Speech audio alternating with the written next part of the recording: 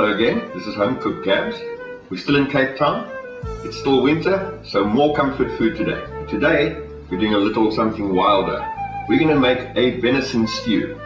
The venison we're going to use today is Gemsbok. A Gemsbok is a large African antelope. It's got these huge spear-like horns, big black markings down the side, a fabulous looking animal. This is what a Gemsbok looks like. Okay, so for the ingredients that we use in our Gemsbok venison stew, we've got 3 tomatoes, nice, ripe, rosy red tomatoes, 4 potatoes, 8 shallots, 2 nice large carrots, 4 cloves of garlic, a nice clump of butter, we've got salt, extra virgin olive oil, Worcester sauce, a nice bottle of wine. There should be enough left for us to have a nice glass afterwards. Then we've got our bay leaves, we've got youngberry jam, any nice sweet jam to add sweetness to the dish. Pepper, paprika, coriander, sweet oyster sauce to add a bit of sweetness as well, anchovy fillets, tomato paste, and Thai fish sauce for extra flavor. Right, and we also have some nice rindless bacon, 2 turnips, and a couple of sticks of fresh celery. So now we're going to chop up all our veggies. I think I'll just start here with the shallots. And then of course we have our meat, our beautiful venison. Let me show you what that looks like. So here we have a beautiful Gemsbok fillet after I've deboned it. I'm not going to bother showing you how to debone it, that's another story. These little bits over here, during the process of deboning, there's all these little nooks and crannies next to the ribs and everywhere where you can always find a nice little chunk of beautiful soft meat like that. Bring those along. They can also go into the pot with the rest of this. It's beautiful meat, beautiful flavor, and that's why they're here. Now, the actual fillet, we're going to cut it into manageable cubes. You basically just cut across like that. Right, so here's our meat ready and cut up into nice cubes, ready to go into the pot. Oh, that looks so great. Right, so we put our butter and our olive oil, a nice dab of olive oil in the pan and get that nice and warm. You'll see the butter gets a little bit brown. And then, batch by batch, we just pop the meat in to get it brown. Right, so we put batches in the pan at a time, turn them a little bit, and just let them get brown on the outside, not cooked. They must not cook, they must just brown nice on the outside.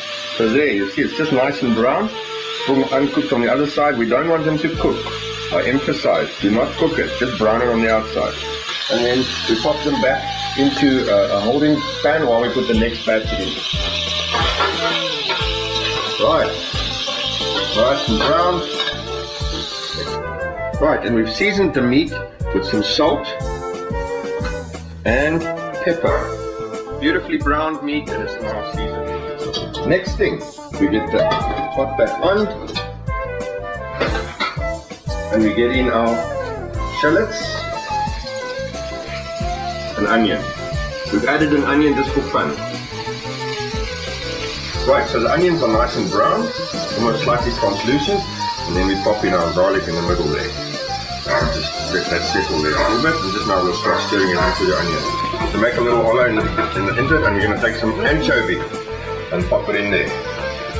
This anchovy is going to add a lot of flavor to the dish as well.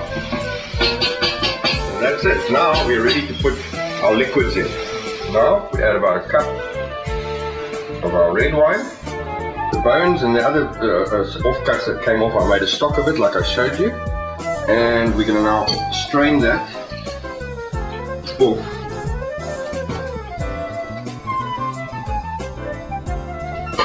Lovely, lovely rich stock. Oh, here's a little piece of meat, let's taste it. This is boiling briskly now.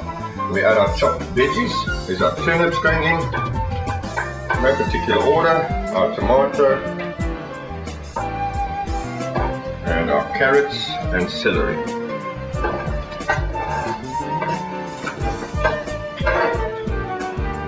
Give that a good boil.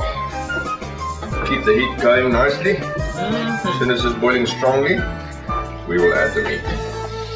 And Deborah has just fried up the bacon for us, which we're going to chop into little diced bits. Right, so before we put the meat in, we add a nice dab of the youngberry jam, or 2. That's for that nice sweetness that we want. We also add a teaspoon of coriander powder, add a teaspoon of paprika,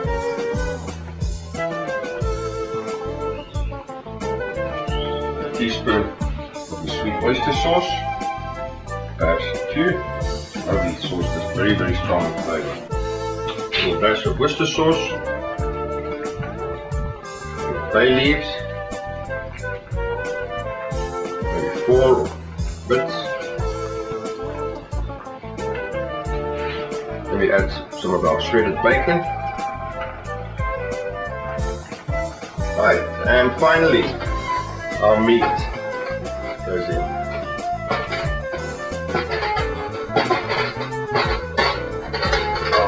Give that a stir. Make sure that everything, all the meat is submerged. Right, and we then just also add about a tablespoon of tomato paste. Get that stirred in nicely. Oh, doesn't that look absolutely beautiful? Turn the heat down.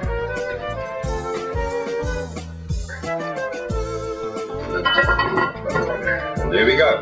Now that's going to stay there and cook for about 2 hours. Right, so we parboiled the potatoes in the meantime. We're about 1.5 hours into cooking time, and we're going to add the potatoes now. They're just nice and soft, but they're not tough. We don't want to make mash. We just want them to be a little bit cooked, and now they're going to cook very slowly with the rest of the dish. We stir them in. So here we are, 2.5 hours later. Have a look at that. Oh. Let me just take a fork and give it a little stir to give you guys an idea of what this is looking like. Oh, fabulous. Now, Deborah did add a little bit of maizena to make the gravy a little bit thicker, but other than that, it's pretty much gone to plan. And we're ready to rock. Just look at that. So we're going to have this with some rice and be in heaven. And then also, we want to give much thanks to our friend Craig Milner, a fine hunter who hunted this Gemsbok for us. Craig Milner, you're the man. We're going to eat this now and be thinking about you. Right, so that is how you make a venison stew, Gemsbok stew. Beautiful, serve it with rice. My recommendation is again, don't eat it tonight, don't eat it today, leave it overnight so that all the flavors can get married and you have it tomorrow for lunch. Gemsbok stew, venison stew, South African style. And that's what it looks like in the plate with rice. Beautiful. Bye bye.